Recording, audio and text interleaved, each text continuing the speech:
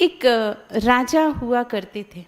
वैसे भी हमारी भारत भूमि राजा महाराजाओं की भूमि रही है। एक राजा थे और उनके मन में 3 प्रश्न थे। कितने प्रश्न थे? 3 प्रश्न थे। पहला प्रश्न था कि परमात्मा कैसे मिलता है? क्या प्रश्न था? दूसरा प्रश्न था परमात्मा कैसे कार्य करता है? परमात्मा करता क्या है?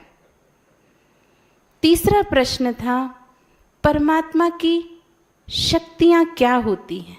परमात्मा की पावर क्या है? राजा थे, कई जगह पूछते थे, कई विद्वानों को बुला के पूछा, लेकिन संतुष्टता वाला आंसर नहीं मिला। कई जगह खोजा, तीनों प्रश्नों का ऐसा आंसर नहीं मिला कि मन को एक संतुष्टि हो। उसी राज्य में उन्हीं राजा के एक मंत्री थे। उनका एक नन्हा सा अबोध सा बालक था, छोटा सा बालक। उसने भी सुना था अपने पिताजी से कि राजा साहब के ये 3 प्रश्न हैं। उस अबोध से बच्चे ने अपने पिता से कहा, क्या मैं राजा साहब के प्रश्नों का उत्तर दे सकता हूँ? तो उनके पिता को बड़ी हैरानी हुई कि ये इतना छोटा बच्चा राजा के इतने बड़े प्रश्न का उत्तर कैसे देगा। पर उन्होंने अपने पिता से कहा, पिताजी आप मुझे एक बार तो ले चलो राजा साहब के पास। दूसरे दिन वो मंत्री जी राजमहल में अपने बेटे को लेकर पहुँचे। बच्चे ने राजा से कहा, महाराज मैं आपके प्रश्नों का उत्तर दे सकता हूँ, बड़े आत्मविश्वास के साथ कहा।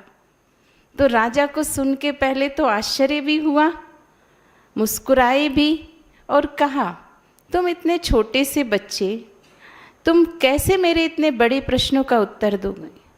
कहा मैं देने को तैयार हूँ।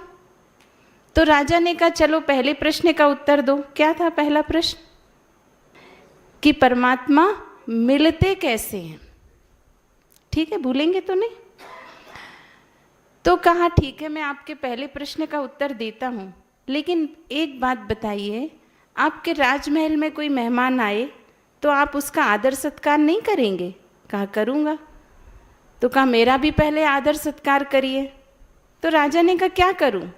कहा एक सोने का ग्लास मंगाइए, उसमें दूध भरा हो वो मंगवाइए, उससे मेरा स्वागत करिए। राजा के लिए कोई बड़ी बात नहीं, सोने के ग्लास में दूध आ गया। राजा को लगा कि ये दूध पीकर मेरे प्रश्न का उत्तर देगा। बच्चे ने ग्लास हाथ में लिया और उस दूध को अपनी उंगली से हिलाने लगा। दूध को अंदर ही अंदर मिला रहा है। मिलाते मिलाते लगभग 15 से 20 मिनट हो गए। राजा ने कहा क्या कर रहे हो? कहा दूध को हिला रहा हूँ, मक्खन निकालने की कोशिश कर रहा हूँ। राजा ने कहा बच्चे तुमको पता नहीं है मक्खन ऐसे नहीं निकलता है। तो कहा कैसे निकलता है?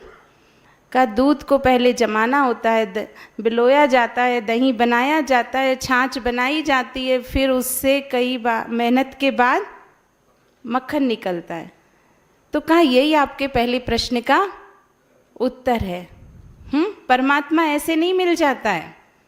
परमात्मा के सत्य स्वरूप को पहचानना पड़ता है, जानना पड़ता है, समय देना पड़ता है, आत्मा को परमात्मा से जोड़ना पड़ता है, उनकी परम ज्योति से अपनी ज्योति को जोड़ना पड़ता है, तब जाके परमात्मा मिलते हैं। ठीक आंसर दिया? आप सब संतुष्ट हैं? उस बच्चे के लिए ताली बजाइए। दूसरे प्रश्न का उत्तर राजा ने कहा, राजा को लगा मैं संतुष्ट हो गया। अब राजा खुश हुए। उन्होंने कहा बेटा दूसरे प्रश्न का उत्तर दो कि परमात्मा करता क्या है। कहा ठीक है आप चलिए मेरे साथ, सिंहासन से उतरिए। वो उनको एक कमरे में ले गया। उस कमरे में अंधेरा था। कहा महाराज बताइए इस कमरे में प्रकाश चाहिए तो क्या करना होगा? तो कहा एक दीपक जलाना होगा, दीपक जलाएंगे तो अंधेरा मिट जाएगा। महाराज ने दीपक जलाया, कमरे में उजाला हो गया। कहा परमात्मा का भी यही कार्य है। परमात्मा हमारे जीवन के अज्ञानता को दूर कर कर हमारे जीवन में ज्ञान का प्रकाश लाते, और उस ज्ञान से हमारा जीवन सहज और सरल हो जाता है। परमात्मा का कार्य ये है, अज्ञानता का विनाश, ज्ञान सूर्य प्रगटा तो अज्ञान अंधेर विनाश, ये परमात्मा का कार्य है। ठीक है, संतुष्ट है? तीसरी बात है परमात्मा की शक्ति क्या है। तो बच्चे ने कहा चलिए अब इस कमरे से बाहर वापस चलते हैं। उसी दरबार में आ गए। राजा अपनी सीट पर, सिंहासन पर बैठ गए। बच्चा नीचे खड़ा है। राजा ने कहा बेटा तीसरे प्रश्न का उत्तर दो कि परमात्मा की शक्ति क्या है। तो कहा महाराज एक बात बताइए, आप राजा बन के पूछ रहे हैं या मेरा शिष्य बन के पूछ रहे हैं। तो राजा ने कहा इस समय तो मैं आपका शिष्य हूँ। तो कहा शिष्य हैं तो सिंहासन पे बैठेंगे और मैं नीचे खड़ा हूँ। तो राजा ने कहा मैं नीचे आ जाता हूँ। राजा नीचे आके खड़े हो गए सिंहासन से उतर के, और बच्चा दौड़ के फट से जाके राजा के सिंहासन पे बैठ गया। और तीसरे प्रश्न का उत्तर राजा ने कहा अब दो, सिंहासन पे बैठ के ही दे दो। तो कहा अभी भी प्रश्न करने की ज़रूरत है क्या महाराज।